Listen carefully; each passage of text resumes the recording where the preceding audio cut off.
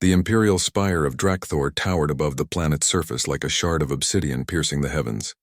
Within its crystalline walls, the dragon nobility moved with the calculated grace of apex predators who had ruled the galaxy for 3,000 years. They were magnificent beings, scales that shimmered like liquid starlight, wings that could blot out suns, and voices that could shatter mountains, and they had no time for weakness. Tessa Ward pushed her cleaning cart through the marble corridors of the spire's medical wing, her worn jumpsuit a stark contrast to the opulent surroundings. She was invisible here, as all humans were, part of the servitor class that kept the great machinery of the empire running while its masters concerned themselves with conquest and politics. She had learned long ago not to look the dragons in the eye, not to speak unless spoken to, not to exist any louder than a whisper. But tonight, something was wrong. Tessa heard it first, a wet, labored breathing coming from one of the side corridors, the kind of sound that spoke of lungs filling with fluid. She should have kept walking, should have pretended she heard nothing. The dragons had their own physicians, their own protocols. A human janitor had no business interfering, yet her feet carried her forward anyway. Prince Calith lay crumpled against the wall, his adolescent form barely 10 feet long, small by dragon standards, though still massive to Tessa's eyes. His scales, which should have gleamed with the characteristic azure of the imperial bloodline, were dull and patchy. Foam flecked his muzzle and his chest heaved with each agonizing breath. "Help," he managed, the word barely a whisper in the common tongue. His eyes, golden and ancient even in youth, fixed on her with desperate clarity. Tessa's hands trembled. She had seen this before.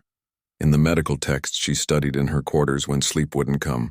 Anaphylactic shock, probably from the Terran pollen that had been introduced to the imperial gardens last week.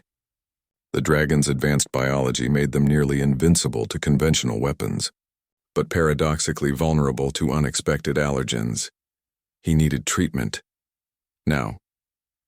She looked around the corridor. Empty.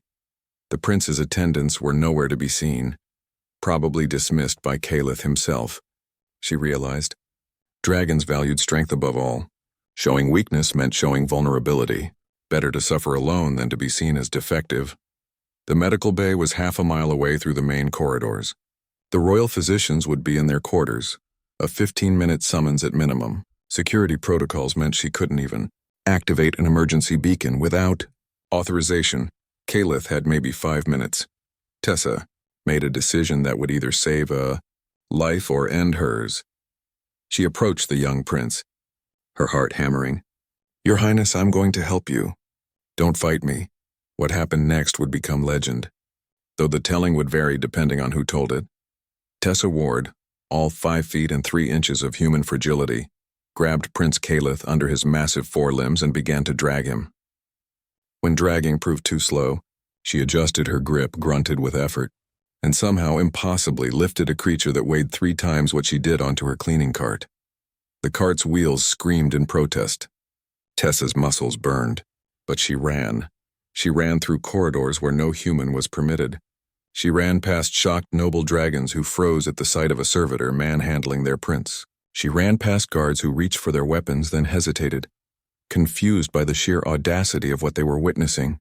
"Emergency!" Tessa screamed in passable Draconic, her accent mangling the ancient syllables. "The prince is dying! Move!" And they did. Perhaps it was the desperation in her voice. Perhaps it was the sight of Calith's dulling scales.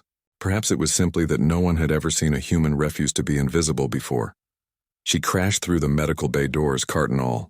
The head physician, an ancient dragon named Velkirath, looked up from his research with an expression of profound offense that melted into horror when he saw his patient. "Anaphylaxis," Tessa gasped, her human lungs heaving. "Terran pollen. He needs epinephrine. Now." Velkirath moved with the speed of his kind, ancient instincts overriding social protocol. Within seconds, Calith received the injection. Within minutes, his breathing eased. Within an hour, his scales began to regain their luster. Tessa collapsed in a corner, certain that once the crisis passed, she would be executed for her presumption. Instead, Prince Calith opened his eyes and asked one question. Why? Tessa looked at the young dragon prince, at the dozens of noble dragons who had gathered, at the guards with their weapons trained on her, and gave the only answer she had. Because someone needed help, and I was there. The silence that followed was absolute. Emperor Tholkan himself arrived an hour later, his massive form barely fitting through the medical bay entrance. Tessa kept her eyes down, waiting for judgment. You violated 17 protocols, the Emperor said, his voice like grinding consonants. You touched royalty without permission. You commandeered restricted corridors. You issued orders to my guards. Yes, Your Majesty, Tessa whispered. You saved my son's life. Tessa dared to look up. The Emperor's eyes were unreadable. My own people left him to die alone rather than admit weakness. Tholkan continued. Our physicians would have arrived too late, bound by their schedules and protocols. But you, a human of the species we consider barely more than clever animals, you saw only someone who needed help. And you acted. The Emperor's massive head lowered until he was eye level with Tessa. The dragons have ruled this galaxy for 3 millennia through strength and power, but we have forgotten something that you humans seem to carry in your very bones. Compassion without calculation. Courage without glory. The simple, terrifying act of caring when no one is watching. Tholkan straightened. Tessa Ward, from this moment forward, you are no longer a janitor. You are appointed as Prince Calith's personal guardian and companion. You will teach him what we cannot.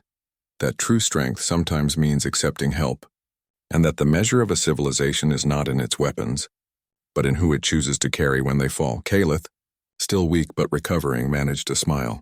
I would be honored. Tessa looked at the young prince, then at the Emperor, then at the assembled dragon nobility who were witnessing the impossible, the elevation of a human to the inner circle of power. I'm just a janitor, she said softly. No, Prince Calith replied, his voice gaining strength. You're the person who carried me when no one else would, and that makes you more than any title could. In the years that followed, the story of the human janitor who saved the dragon prince would spread across the galaxy. Some would call it fantasy, others would call it propaganda. But those who were there that night knew the truth, that sometimes the greatest act of rebellion is simply refusing to look away when someone needs help, and sometimes that's enough to change an empire.